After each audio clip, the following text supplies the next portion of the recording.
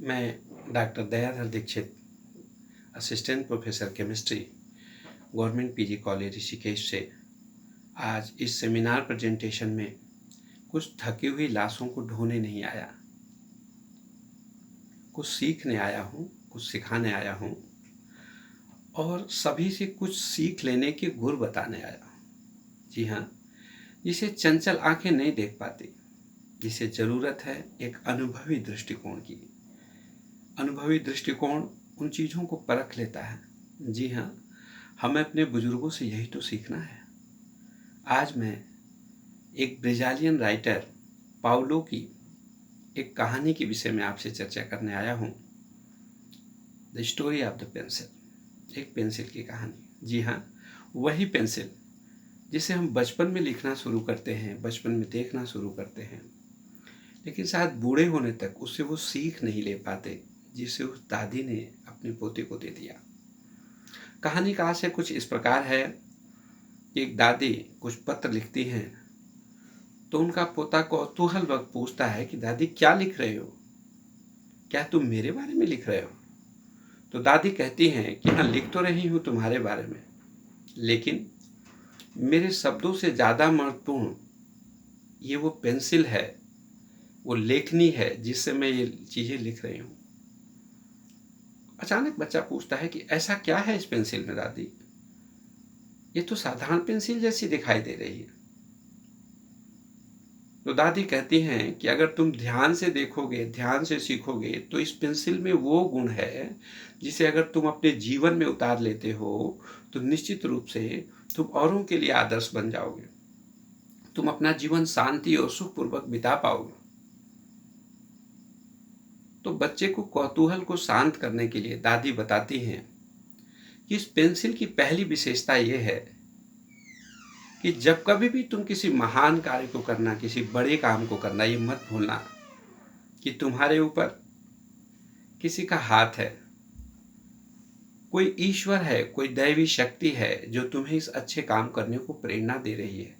इस अहंकार में मत जाना कि मैं कर रहा हूँ और मैं ही कर रहा हूँ, क्योंकि जिस प्रकार ये पेंसिल बहुत कुछ लिखती है, लेकिन उसके पीछे उसको लिखने वाला जो व्यक्ति है उसका हाथ होता है, उसी तरह तुम्हारे द्वारा जो काम किया जा रहा है उसको कराने वाली कोई ताकत है, कोई शक्ति है जो तुम्हें प्रेरणा दे रही हो अच्छे काम को करने की। इसकी दूसरी विशेषता यह है कि जिस प्रकार पेंसिल लिखते लिखते अचानक खराब हो जाती है, तो वैसे में हम क्या करते हैं, पेंसिल को शार्पनर से तेज करते हैं। तो जब हम शार्पनर से उसे छीलते हैं तो क्या होता है, उसे कष्ट होता है, उसे पीड़ा होती है, लेकिन उस पीड़ा के बाद जो उभर के नई पेंसिल आती है, जो नया रूप उसका देखने को मिलता है, वो पहले से कहीं ज़्यादा बेहतर होता है। तो इसी तरीके से हमारे जीवन में भी हम जब कभी तकलीफ में हो, जब कभी कष्ट में हो, जब कभी पीड़ा में हो, तो निश्चित रूप से उस पीड़ा से उभरने के बाद एक नई दृष्टि, एक नई ताकत, एक नई ऊर्जा हमारे बीच में आती है। ये पेंसिल बताती है कि परेशानियों में घबराना नहीं है, परेशानियों में अपने साहस को तोड़ना नहीं है। निश्चित रूप से परेशानियां हमें नई शक्ति देंगी, नई ताकत देंगी। दादी कहती हैं कि उसकी तीसरी विशेषता ये है कि ये पेंसिल हमें सदा ये ऑप्शन देती है कि हम कुछ जो लिख दिए हैं उसको मिटाने का एक अवसर देती है। अगर हमसे कुछ गलत हो गया तो पेन से लिखा हुआ नहीं मिट पाता, लेकिन पेंसिल मुझे अवसर देती है कि हम बैक में जाकर के देखें, उसे रेक्टिफाई करें और सही कर सकें। तो वास्तव में जो लोग अपने को, अपने ईगो को इतना बड़ा बना देते हैं कि वो पीछे घूम के अपनी गलतियों को देखना पसंद नहीं करते, वो जीवन में कभी सुख से जी भी नहीं पाते, वो जीवन में कुछ बड़ा कर भी नहीं पाते, वो लोगों को जोड़ भी नहीं पाते, वो लोगों के सामने अपने आप को प्रस्तुत भी नहीं कर पाते। इसलिए ये पेंसिल बताती है कि अगर हम कुछ करते हैं, अगर हमसे कुछ गलती हो गई तो अपनी गलतियों से सीखना, ये बताना है कि हम पहले की अपेक्षा ज़्यादा बुद्धिमान हैं। हम अपनी गलतियों को स्वीकार कर रहे हैं, जो गलतियां हमसे तब हुई हैं वो आज मेरी समझ में आ रही हैं, और इसलिए हमें अपने जीवन में हमेशा अपनी गलतियों को स्वीकार करने को, उन्हें सुधार करने के लिए तैयार रहना चाहिए। तो इसलिए अगर हम जीवन में पेंसिल के इस गुण को उतार लेते हैं तो हमें बड़ा अच्छा अनुभव होगा, हम सीख पाएंगे जीवन से कुछ। दादी कहती हैं कि इसकी चौथी विशेषता क्या है।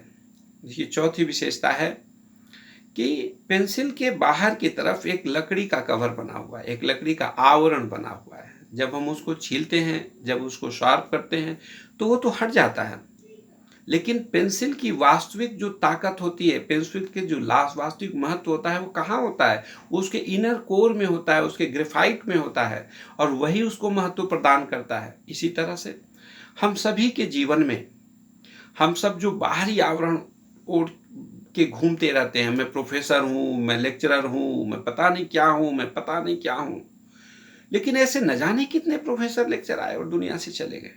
क्या दुनिया ने किसी को याद किया है हमको? नहीं। हमें याद किस बात में किया जाता है? जो हम जीवन जीते हैं, जो हम इनर कोर से जीते हैं। आप अपने क्लास में बच्चों को पढ़ाते हैं, बच्चे इसलिए नहीं याद करते कि आप प्रोफेसर हैं, आप बहुत सैलरी पाते हैं, ऐसे कुछ याद नहीं। जिन बच्चों से आपका जुड़ाव होता है, वो जुड़ाव किससे होता है? आपके इनर हार्ट से होता है। तो अगर आपका मन अच्छा है, अगर आपका इनर कोर अच्छा है, लोगों के प्रति आपकी सोच अच्छी है, तो लोग आपको याद रखते हैं। इसलिए पेंसिल की विशेषता क्या है? उसका इनर ग्रेफाइट। और मनुष्य की विशेषता क्या है? उसका अंतर मन। इसलिए अपने अंतर मन को साफ सुंदर रखना चाहिए, अपने अंतर मन की बात करनी चाहिए। तो पेंसिल से हमें सीखने को मिलता है। और अंत में दादी कहती हैं कि पेंसिल की पांचवी विशेषता क्या है?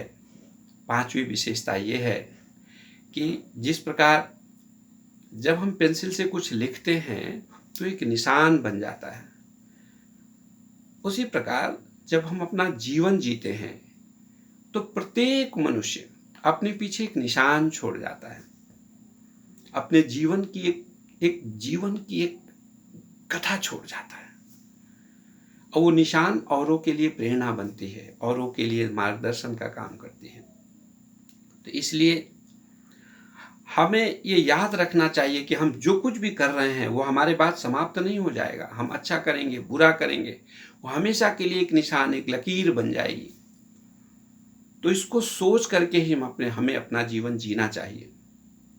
दोस्तों, इस छोटी सी कहानी में उस दादी ने, उनकी पार की दृष्टि ने एक छोटी सी पेंसिल में क्या क्या कुछ सिखा दिया और जीवन की एक कैसी दृष्टि दी थी। मैं आपसे कुछ व्यक्तिगत अनुभव शेयर करना चाहूँगा। मैं जिस महाविद्यालय में पढ़ाता हूँ वहाँ हमारे लैब असिस्टेंट है। वो अक्सर लैब का काम करते हैं, सफाई का काम करते हैं, लैब की चिंता करते हैं। खाली समय में मैं उनके परिवार, उनके बच्चों, उनके विषय में कुछ चर्चा कर लेता हूँ, ताकि एक आत्मीयता का भाव बना रहता है हमारे बीच में, फैमिली बिहेवियर। एक दिन मैंने उनसे अचानक पूछा कि आपकी फैमिली में कौन कौन है?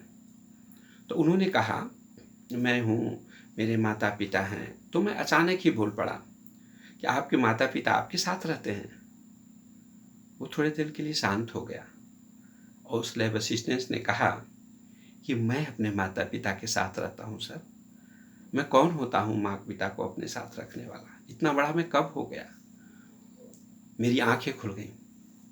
मैं सोचने लगा कि देखो इसकी दृष्टि कितनी साफ है, कितनी।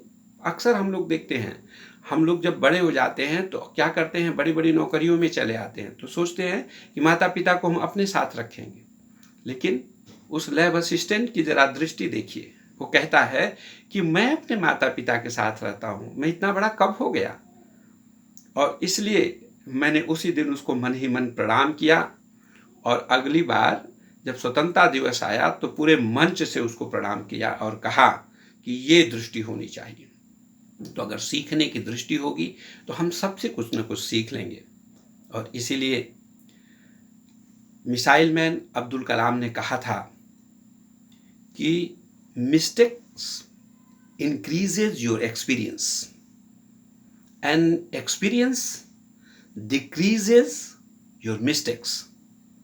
If you learn from your mistakes, others learns from your success. जी हाँ, ये पेंसिल हमें सिखाती है कि हमें अपने मिस्टेक से सीखना है और एक ऐसी लकीर छोड़कर जाना है जिससे आने वाले लोग उससे कुछ सीख सकें, उससे कुछ समझ सकें।